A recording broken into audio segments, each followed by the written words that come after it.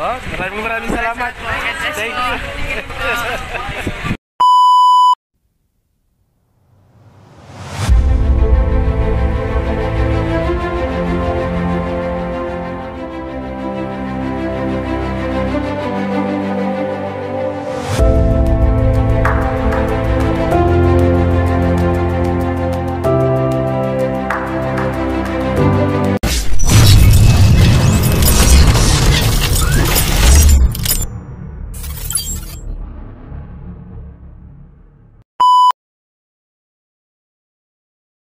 Guys, welcome to my YouTube channel. This is Kuya Potpot Vlog at meron tayong isang reaction video, no?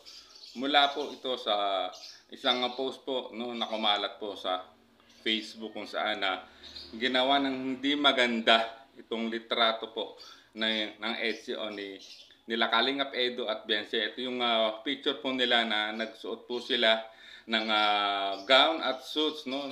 At sila kasi ang napiling brand ambassador po ng elegansya. So, bago tayo magsimula ay mag-shoutout po muna tayo, no? May galab shoutout po sa ama ng Kalingap na si Kuya Bal Santos Matubang, Ate Edna Vlogs, Kalingap Rob, po ng kanyang mga kasamahan. At syempre may galab shoutout po sa lahat po ng sumusuporta sa buong team Kalingap. Isang mapagpalang umaga po, tanghali o gabi mga Kalingap, saan man kayong sulok ng mundo naroroon, naway lagi po kayong gabayan ng ating poong may kapal. At yan guys, no, meron tayong ipapakitang isang maikling video, no, kung saan ito ay inedit, no, ng pangalang Dan Aris, no. Shoutout sa iyo Dan Aris, no. At ito guys, ang ganyang ginawa dun sa picture po ng Etsy, no, dun sa naganap na photoshoot dun sa upload po ng Etsy Part 63 guys. So panoorin po natin.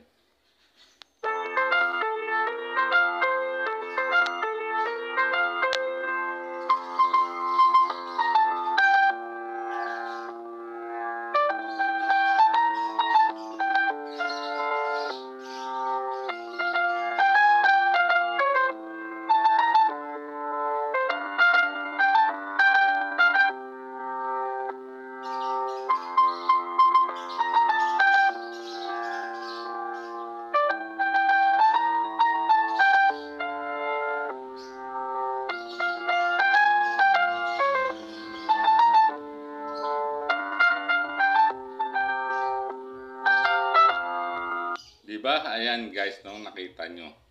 So, inulit ko lang yung pag-play sa video. At guys, no, alam ko na maraming kinilig, maraming natuwa ito sa pagkaka-edit ito, no. Ginamitan to ng AI apps, no, para maging makatotohanan yung picture na ginamit diyan. Pero para sa akin ay no, hindi against ako rito sa ginawa po ni Dan Aris dahil talagang hindi ito maganda, no?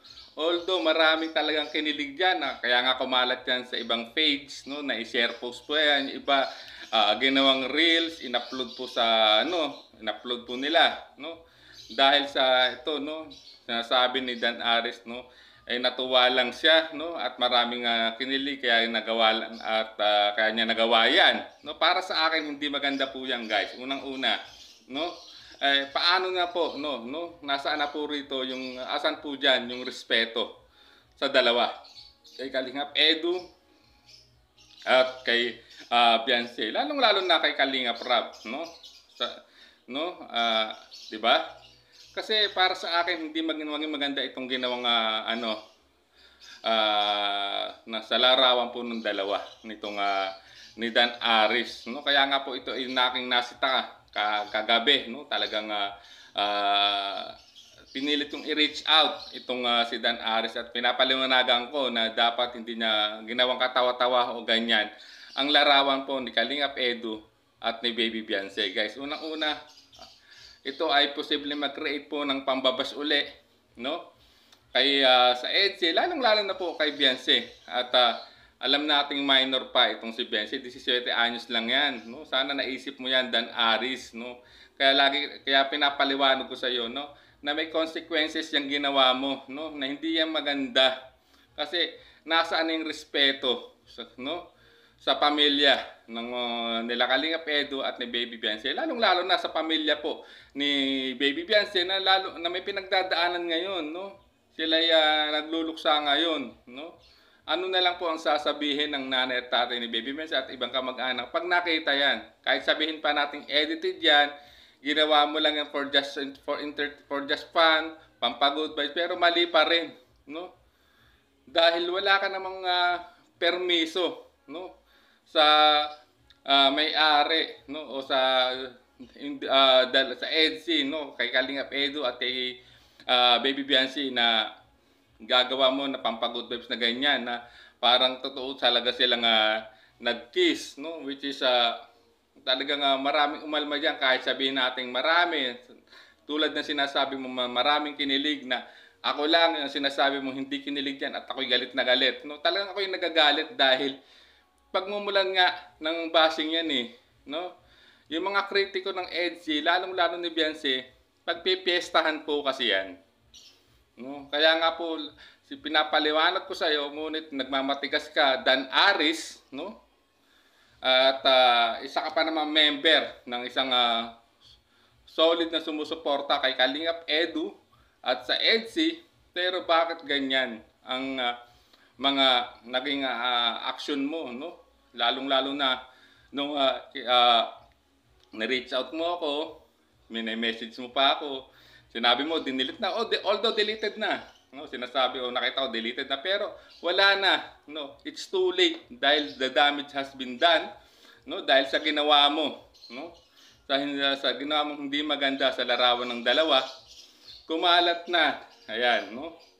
Marami nang umalma, no? At sinasabi mong ako ay for the views lang, no? Sinabi ko naman sa iyo, no? Sa mga viewers dyan, no? Sa mga EDSI fans, sa solid sa EDSI supporters, sa mga Kalingap netizen, no? Bilang reactor, kailangan po talaga namin ng views.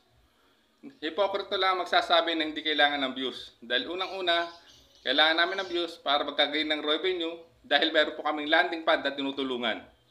Dahil pag wala po, no, na hindi namin natulungan ng landing pad, magsasara po ang mga landing pad na binuo po ni Kuya Bal Santos Matubang, na which alam natin nakakatulong, no? Sila ay naglilingap, nag-i-scout sila, no? Pinipilit nilang makapag-scout ng mga posibleng matutulungan sa abot ng makakaya nila. Yan po ang dahilan. Kaya po sasabihin sa akin, Mr. Dan Aris, na for the views lang ako dahil lang nasaktan ka, dahil nasilip kita at ngayon nireaksyonan ka na ni Jovelito at ako ang sumunod. Di ba sinabi ko sa iyo, paano kung re-reaksyonan ka ng mga Kalingap reactor, anong gagawin mo? Di ba? Kaso matigas talaga ang ulo mo, no? Hindi po lahat ng mga bagay no? Ay dapat nating ginagawa, lalo na diyan, no?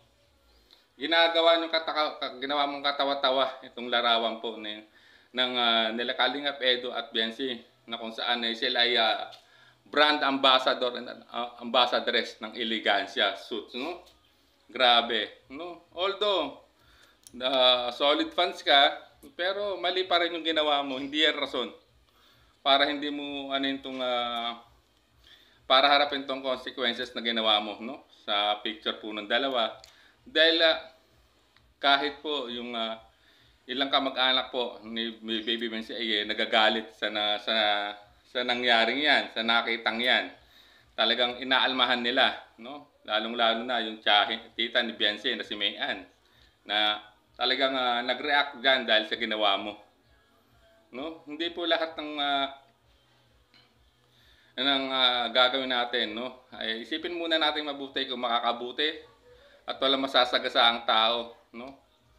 Katulad niyan, no? Kahit sabihin natin deleted na po yung video, no? Yung video clip na yan, no? Although at edited yan, alam naman natin talaga. Pero no, sa mga tao ibang makakapanood yan, hindi nila magugustuhan yan dahil para sa akin, para sa kanila ay wag pangunahan ang mga bagay-bagay na hindi pa pwedeng mangyari sa ngayon, sa kasalukuyan, no? Posible in the near future baka sakali mangyari, no? Pero sa ngayon dapat hindi yan dapat hindi mo yan talaga ginawa. Mr. Dan Aris, shout out sa iyo, no? Sana maging aral to sa iyo, no? Na bago ka gumawa ng mga ganyang bagay, pag-isipan po munang mabuti. Kung ito'y makakabuti at walang sasagasaang individual, grupo o ano pa man. So ayan, hanggang dito na lang ating reaction video guys mga kalingap. Maraming salamat po at sana ay maunawaan nyo, no? At sa mga may kopya nito ay wag niyo na pong i-upload, no, sa reels, sa mga short video bilang respeto po sa dalawa, kay Kalingap Edu at Beyonce, no? Kung talagang totoong sumusuporta po kayo sa kanilang tambalan. So hanggang dito na lang po muli. Maraming salamat at isang mapagpalang umaga, tanghali o gabi mga kalingap. Hanggang sa muli po nating reaksyon. There's a vlogger named Kuya Potpot, spreading good vibes, giving all he's got.